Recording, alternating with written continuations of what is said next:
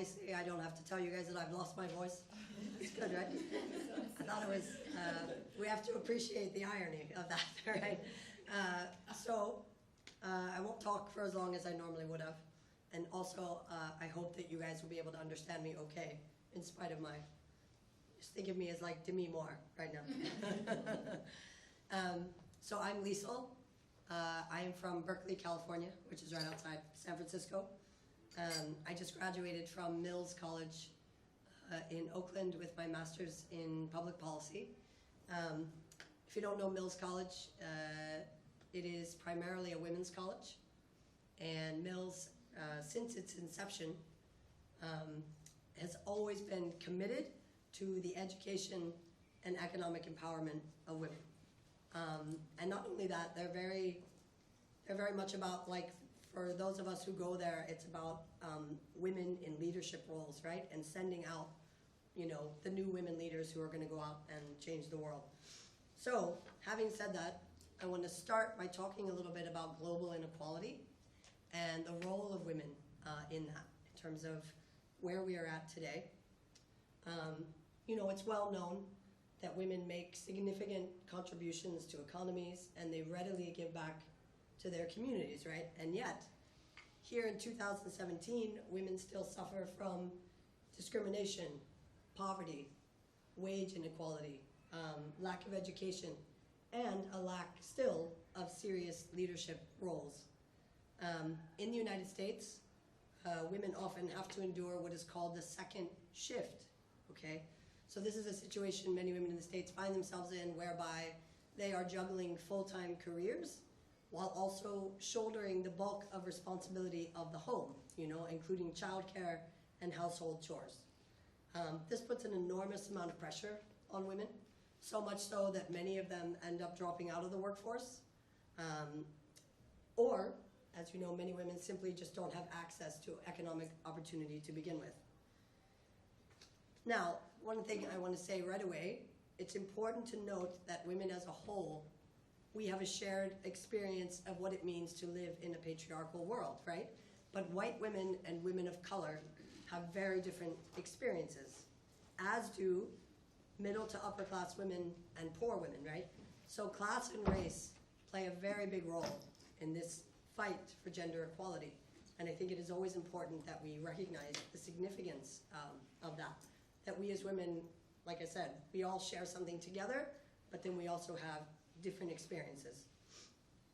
Now it's time for some stats, just some basic statistics. 70% of the world's poor are women. 2/3 of the world's illiterate population are women. Women make up less than 21% of parliamentarians worldwide.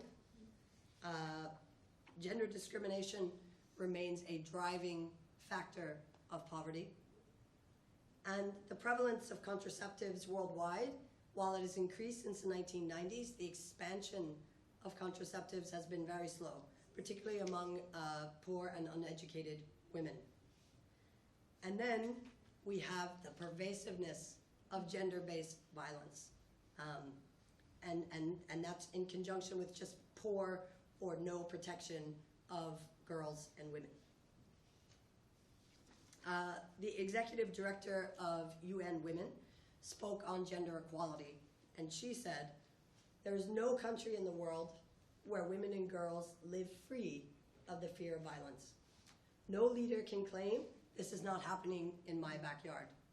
And I can tell you, this is very true in the United States as well. America has one of the highest percentages of domestic violence. We have one of the highest percentages of rape, and many people don't know that.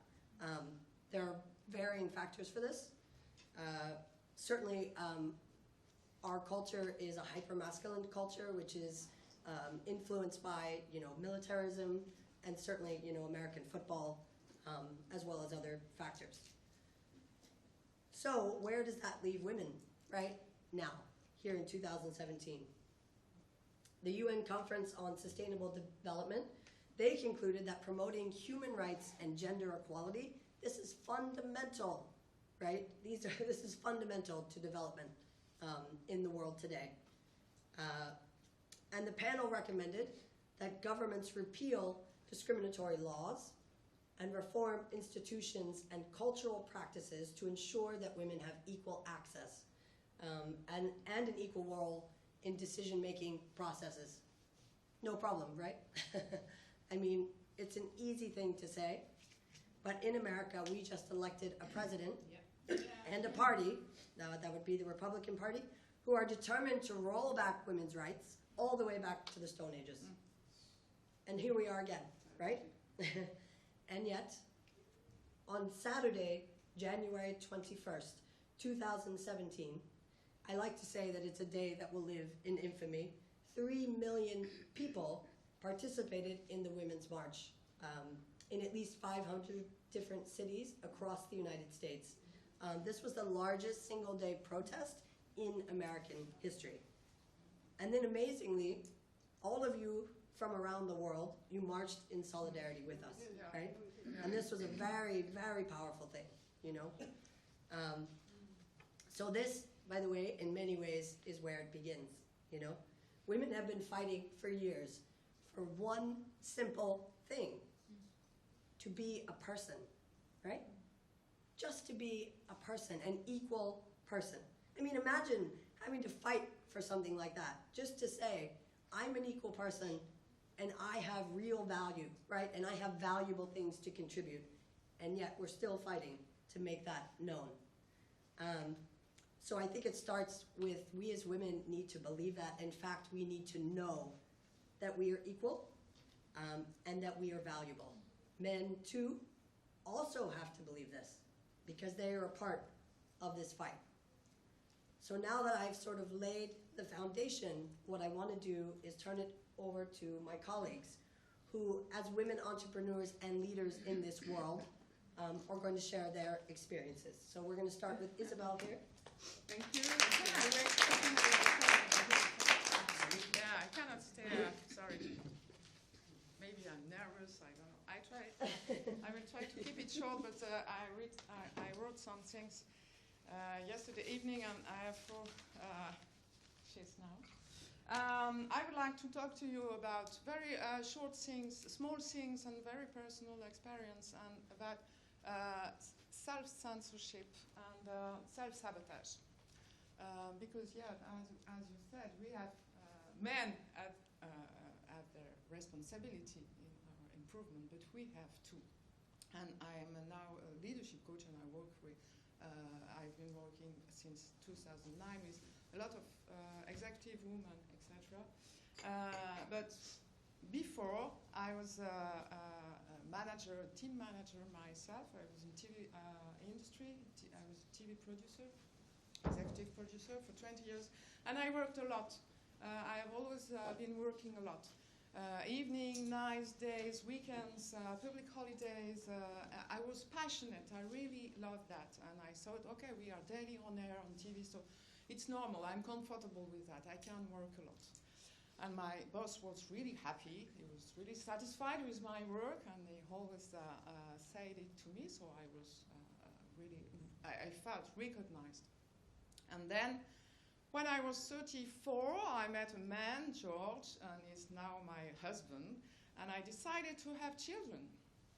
And I had two daughters, I was 35 and 36. And I stopped working 5 days before having my first daughter, and I remember when I left the clinic, I was in the car, my husband was driving, and I had the mobile phone, and I had the laptop, and I was breastfeeding my daughter and negotiating a contract. And I had promised to my boss, it won't change anything, and I will do everything. And I really thought that it won't change anything. And I was really confident, and I have no sister and no brother, and I don't really realize what it was to have a family and to find a family. And then after some years, I remember that I was organizing a meeting with my boss and a director, a man, and this man said to me, 6 p.m. is too late for me, so try to change the meeting. And my boss said, yes, okay, you know, he's really busy. I know he has a lot of work, so it's okay. You can change the meeting, the hour of the meeting. And then some weeks later, I asked to change a late hour meeting for me. And my boss looked at me and he said, since you're a mother, you cannot be asked anything anymore. And I was really upset. I felt it was really unfair. And actually, it was really unfair. But I felt quickly completely demotivated. And after a few months, I definitely quit my job. And I never said why. I never answered to this unfair reaction. I never asked for something else. I just quit. And it cost me a lack of self-confidence. It cost me some years to find a new job. It cost me a lot of money. We had to sell our house. And finally, after some years, I found a new passionate, and I'm really passionate with what I'm doing today. But it was clearly self-sabotage. I punished myself not to be recognized. I thought maybe in my subconscious mind that, yeah, I felt somewhere I should have managed to do everything, to have children, to be nice with my husband, with my boss, and to do this early meeting. And now I'm a coach, and since 2009 I work with a lot of expats. And I work with expat managers, expat executives to succeed their mission, but I work too with following partners. And I meet a lot of women. I think 83% of following partners are women. And 90% of women accept to follow their husband, and only 30% of men accept to follow their wife abroad. And usually these women say, okay, I stop my career, I follow my husband, and it's normal. I will take charge of the family, of the house. I will be the driver for the kids, for the activities. I will organize everything. And my husband has, you know, it's so difficult for him. He has so difficult work, etc. And when I work with men following their wife abroad, they say, okay, I will stop my job. And you know, I always dreamed of being a photographer, of writing a book. And I will use this time to do that. And yes, they take in charge a little. They are happy to have their children, a little to be in charge of the children and to be at their house, not to have some hours, etc. But they really think, what can I do for me? How I'm going to fulfill my dreams, my needs? And we never do that, or not often, not enough. And I think we really have to think about how to fulfill our needs, how to ask for it, how to find a way not to be perfect, but to be better for us first, because we always are nurturing.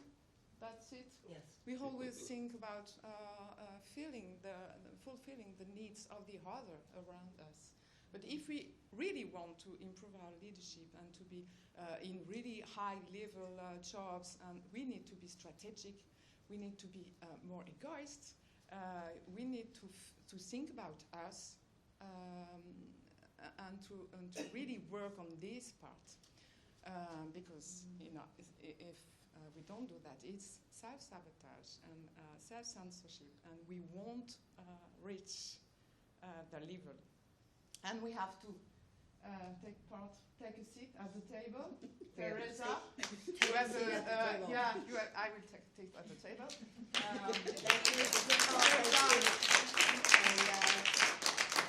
Now we have Theresa, my fellow American. Yeah. Taking a seat at the table is a good lead-in. Yeah, So absolutely. definitely a tag team here. Thank you all for being here, first of all. I have been empowered all day yesterday with all the sessions that I went to. It's been great. Taking a seat at the table.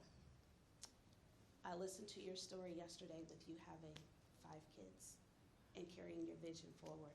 I was inspired by that. That's awesome.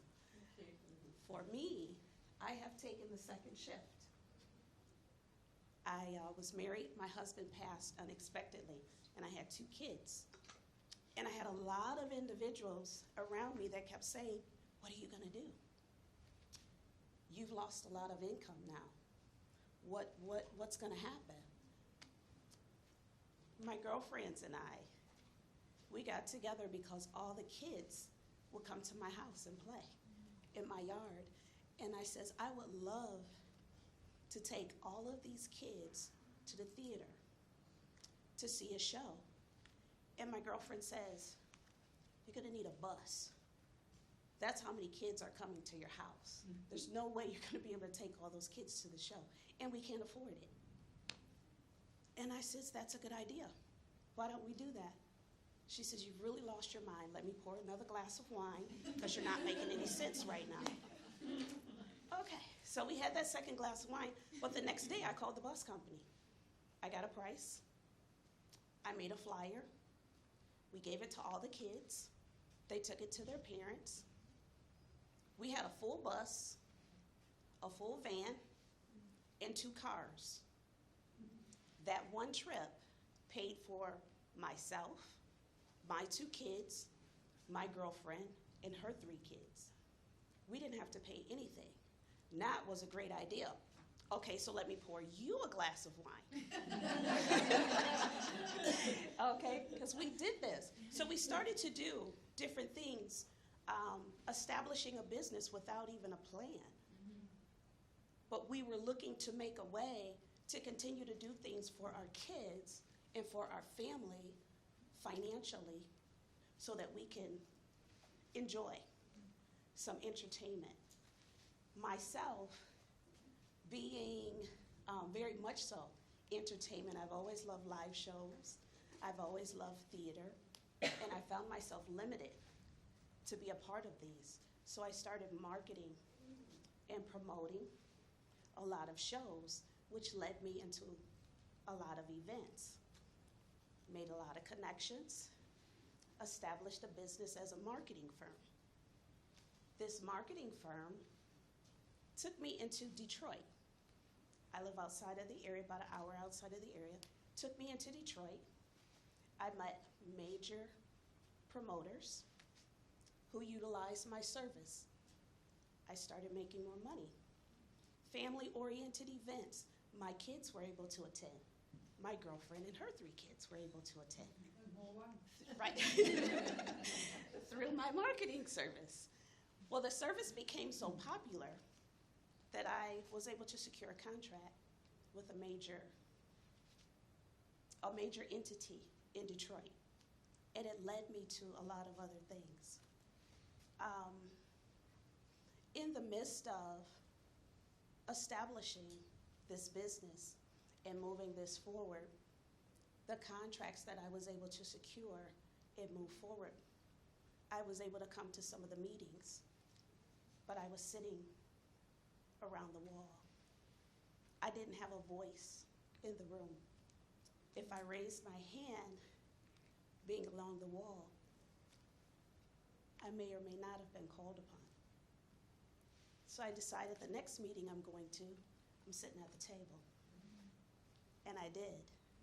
I didn't sit on the edges, I sat in the middle.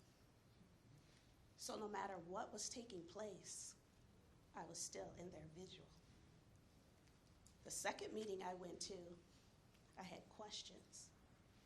So I'm building myself to be stronger and stronger in what I'm doing. Sitting at the table and having a voice. Well, T, with this production, maybe you could do the catering. No. You can contract with the catering. You could do certain things. But to me, those things was more like what the woman should do. The dressing room, the catering. No, I think I could oversee production. I could oversee the tour. I could oversee the routing. I could contract with buildings. Could I really do that? I did, though. Once the opportunity prevailed, I did. I began to route tours. I began to promote national tours, artists, and again, stepping further and further into the doorway, making my own way when others said that I couldn't and I didn't have a voice. As things progressed and moved forward, I received a major contract with the military. With this contract, I was flown to DC. And when I walked into the room, I came in like this. And I could hear them saying, "Oh, is she here to take notes?" So I turned around and I went back out the door. And I sat outside for a little bit. The next time I came through the door, I was like this. And I sat down at the table. Well, who is she? It's all men in the room. What is she here for? When the meeting proceeded on and the commanders came in, the commanders began to talk about an initiative that they wanted to implement because a lot of the tours that they had was rock and country music, and they wanted to start something new. They wanted to do a jazz initiative. Well, guess who was the only one in the room that worked with jazz artists? Me. So, needless to say, I received the contract. We did a tour, a European tour, and all the shows sold out. It was great. And I still have my contract to this day. But with that being said, walking into the room, carrying yourself with no authority, you are treated with no authority. When I left out of the room, got my head together, said you were invited here just like they were. Therefore, you have just as much authority and even more because you're a woman. And also for me, I'm a woman of color. I have more authority than you do. I am not the majority in the room, but I took my place at the table. Fast forward, festivals, I began to work with festivals and doing empowerment sessions, joining in on different things in different festivals in different cities, different markets. And I talked about possibly doing a festival of my own. You can't do that. There's a lot of work in that. There's too much involved. Fast forward, I'm producing my own festival. My staff, 80% women, because that's what I choose to do. So when I sit at my table, at my festival, with my staff, the majority is women, and the men are the minorities. And the women, most of the women that I have selected to be a part of what I'm doing are women with children. The festival has an area for children. I have an empowerment luncheon. The empowerment luncheon, I was told I was verbally attacked by 2 men. It's never gonna happen. That's never gonna work. You're going the wrong direction. You don't know what you're doing. I blocked them from my phone. One of them went to my inbox on Facebook and started sending me messages. I blocked him. And I kept saying, why is he so aggressive? Why is he so aggressive? I found out 2 years later that these 2 gentlemen attempted to do what I was doing, and it didn't work. They never said that. They never offered to be a part of. I asked them to come and be a part of. One of them is an author. I wanted his book to be available. But he was so aggressive, attacking me, telling me what I could not do, that he couldn't see the bigger picture. Well, he's blocked now. So he's not seeing any pictures. Okay.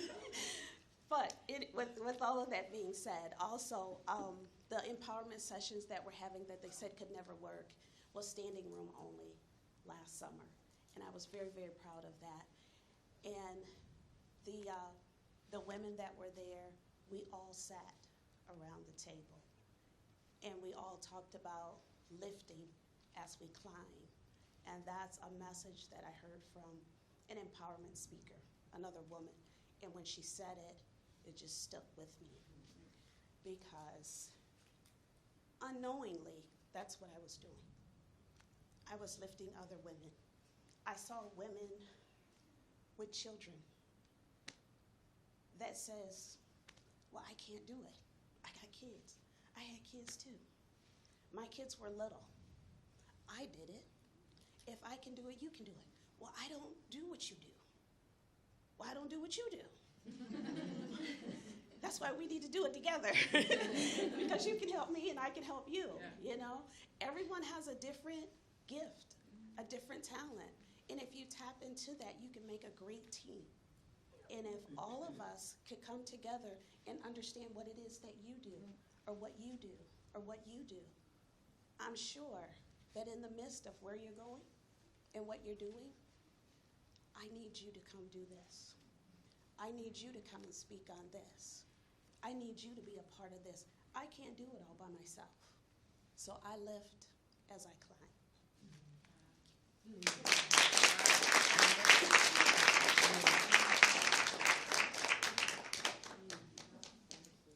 Wonderful. Yeah. Theresa, thank you so much. Vassia, I would like to introduce. She's going to bring it home for us. Vassia. Thank you very much for being here today. I am Greek, and I'm going to say that first because it has a connection to my story.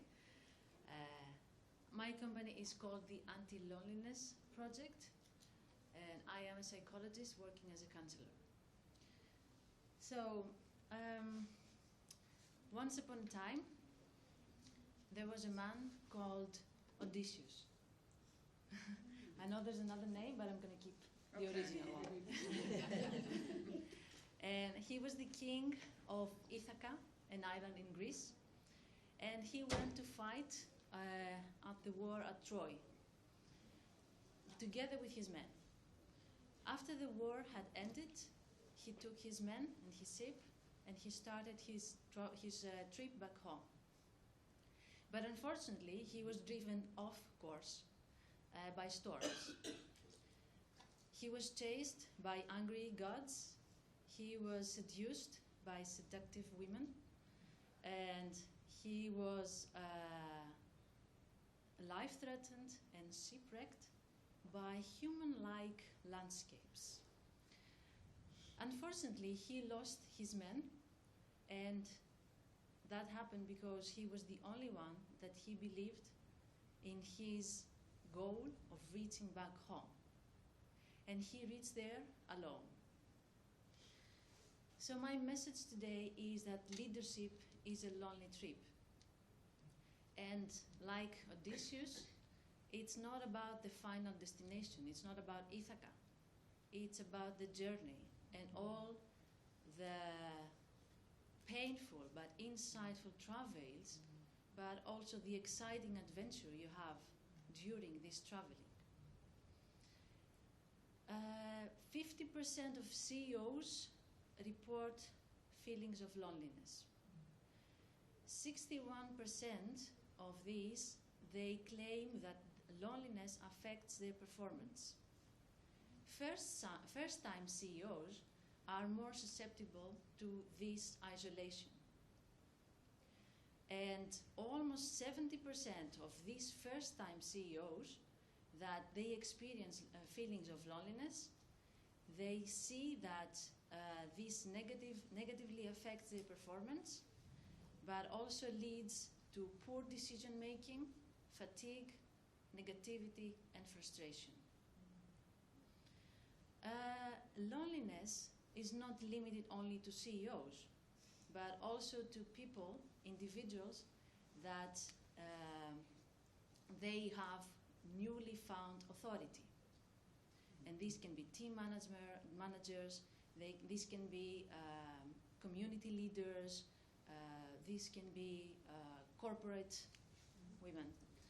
And especially about women, we can say that women that they found themselves in leadership positions, they experience specifically lonely moments when, for example, they come back to work from maternity leave, or they have to run their own business and at the same time to raise their kids alone, when they fight against inequality in corporate environments, but also women that they do not fit in any leadership stereotypes.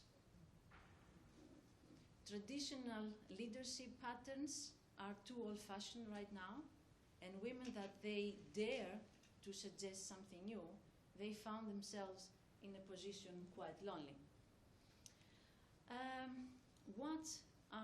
Which are these lonely moments? Why does it feel lonely? First of all, it's lonely, especially during moments of decision making. It is lonely because leaders are not supposed to feel lonely. By definition, per se, we are supposed to have a group around us, right? But where is everybody when we need them? It's also lonely because we have a vision and we see things before others see them. We see where we're going, and others cannot share this. It's our mission and it's our goal, and we have to go after it. Also, it's lonely because we carry our own unique emotional burden. We feel things before others feel them.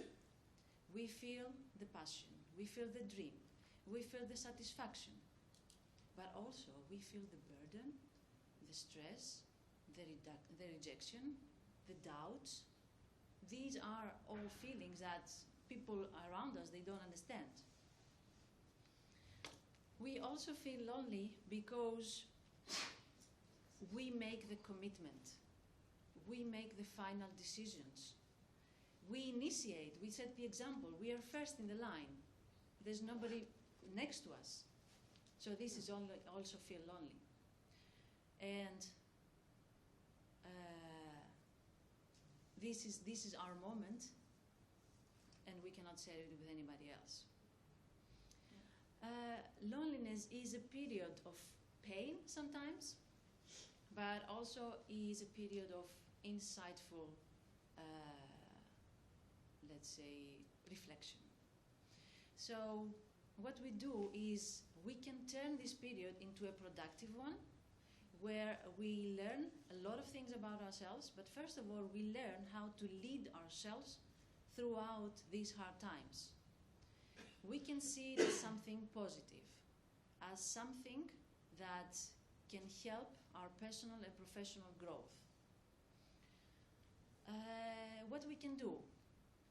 Reach out to our network. We can create or we can expand our support group. We can get a coach to help us throughout this period. Hello? You can organize mastermind. That was my next suggestion. We can get advice from top leaders. We can get advice from an advisory board, or we can create a mastermind group and support each other. Do not be afraid of the white space in your calendar. Do you know that? The white space in the calendar? Like, I have some space in my calendar, I have to fill it in with something. Do not be afraid of that. It's the time that you can be most productive. It's the time that you don't need to fill it in with more social media or more numbing your brain with something else. It's for you. Yeah, it needs carrots. It needs carrots, I know. Odysseus comes from the word odysome, and in Greek is odysome, which means being hated by God and men, which means struggling by yourself, in other words. Even if you feel that you're struggling by yourself, you know that at some point you will reach your Ithaca, your destination. And if you find yourself in a leadership position and it feels quite lonely there, you're not alone. Thank you very much. And Ithaca is so beautiful, so I think we should all reach our Ithaca. Thank you guys so much. We want to, I don't know how much time we have, but A lot of time. we want to bring you guys into this discussion, you know, as women, and for you guys to sort of share with us some of your experiences. That would be amazing. So, You're such an inspiration. 25th October 2012. I was informed I was getting fired. In the world of company takeovers, I was just another collateral damage. I'd come to the Netherlands as an international student, and I'd built my life from scratch here. I did my studies, started working, made friends, fell in love. But that day, when they gave me that news, I felt as if everything for the past 4 years that I'd worked towards was crumbling down. And I so distinctly remember that feeling of dread and desperation because I realized that my future was not in my hands. I had no control over my career. It was completely decided by someone else, someone I didn't even know. And that was a very, very scary thought. You see, I believe that our professional journeys, our career paths are filled with personal stories that are filled with raw emotion that say so much about who we are. Now, I may have started with a story that you think was not so positive, but let me tell you, that story is my career-defining moment. Because up until that point, I didn't really care about my career. I was doing well, I had a job, life was good. But when I realized nothing is in my control, I realized I needed to be independent. I had to have my life on my own terms, be the boss of my life, of my career. And up until that point, I used to love public speaking and storytelling, but I always treated it like a hobby, with something on the side. And after that incident, I realized, no way, that's not a hobby. I'm going to make that my career. I'm going to be a professional speaker. I have no idea how, but I'll have to make that happen. 3 weeks later, I gave my first free motivational speech. Why did I share that story with you? Because I believe that story says something about me that is far more important than just what you see on my CV and my LinkedIn. If you think of the world we work in today, it's all driven by technical perfection, isn't it? Our CVs, our LinkedIn, they're so fancy.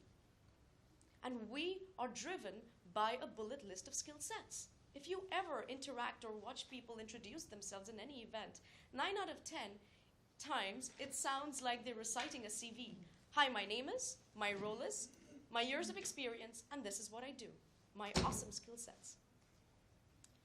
But do our skill sets, do these fancy titles make us unique? Do they really give us an identity? Here's the secret. I believe that you are just not a bullet list of skill sets. Because these skills can't contain you. They can't define you. They can't hold the story of your inspirations. They can't hold the story of your struggles, your challenges, the reason why you do what you do, how you overcome those problems, and how you learn your values that make you who you are. Right? That's what I believe. And that's why I say that it's not your technical skills that are going to make you unique in today's world. It is your story that is going to make you unique. And the story of your inspiration, your struggles, how you overcome them, and the values you learn that give you an identity. That identity is your unique brand. If we were a room full of motivational speakers right now, If we were a room full of managers or corporate executives right now, our skill sets would be the same. Everything would be the same, except the life you've lived. I have no idea the life you've lived, what's brought you to this room today. I have no idea what drives you in your career. That's the only way we're different from each other. Let me give you a small instance of what I saw back in the day. I often speak at University of Amsterdam, and a couple of months ago, I was speaking to students of business and economics. And I asked them, well, once you graduate, what's your plan? And you won't believe it. Almost all of them were going to apply to the same few select jobs in the same few select companies. And I thought, oh my gosh, you all are applying for these 4 spots? And then you know what? This is just one university. There's Vrije Universiteit, which is the Free University of Amsterdam. There's Nijrode Business School. There's Rotterdam Business School, Delft, Utrecht, Groningen, Eindhoven. Everyone, every place. Waves of students graduating with the same age group, the same skill sets, the same knowledge. How on earth is that making you unique? I would hate to be the recruiter. Oh yeah. I have so much respect for HR. And then my professional colleague, she said, you know what, Sangrita, you're wrong here. This is a problem that just newbies face, but once you become a professional, this doesn't happen anymore. People don't have this problem. And I beg to differ. Here's why. A couple of months ago, I was at a professional women's event in Amsterdam. And in this event, majority of the women were business coaches, which is an amazing job in itself. And as I spoke to the different ladies in the room, I realized there was a pattern. After a certain point, I heard 3 things being repeated over and over again. Confidence and clarity, goal setting, time management. Confidence and clarity, goal setting, time management. And honestly, if I were looking for, as a potential customer, if I were looking for a business coach, I have no idea who I would walk up to. Because they all sounded the same to me. And I was wondering, oh, but why are you connecting with me with the same skills that I'm hearing over and over again? I wish you told me about the business coaching. I wish you told me your story. Why did you start? What were the problems you faced? And how did you overcome them to still maintain a successful career? What are the values you believe in? How can I connect with you on that? I didn't hear that once in a room of over 100 women. Now you may ask me, well, what's your value? You know what? It's very easy. We go back to 2012. That says everything about me. Because up until that point, sorry? Am I over time? Okay. Well, that's a better way to tell me. But anyway, I will just end it with something. Up until that point, I never thought that I would ever be an entrepreneur. And it was only then that I realized that I would have to push myself. So my value is go for it, because what's the worst that can happen? And that's what I tell corporate executives. That's what I tell entrepreneurs. What's the worst that can happen? And trust me, if I make you tell your stories of your inspirations, your struggles, your values, each and every one of you have a different value. Mine is go for it. Yours could be trust is a must. Yours could be humility comes first. Yours could be face your fears. Every one of us has that different value. And how we use that value to connect with our audience is our unique brand. I'll keep it short, so I'll end it with a quote that is one of my favorites, that what lies behind us and what lies ahead of us is nothing compared to what lies within us. I wish you the best, and I hope that you find your story, find your brand, and find the speaker within. Thank you.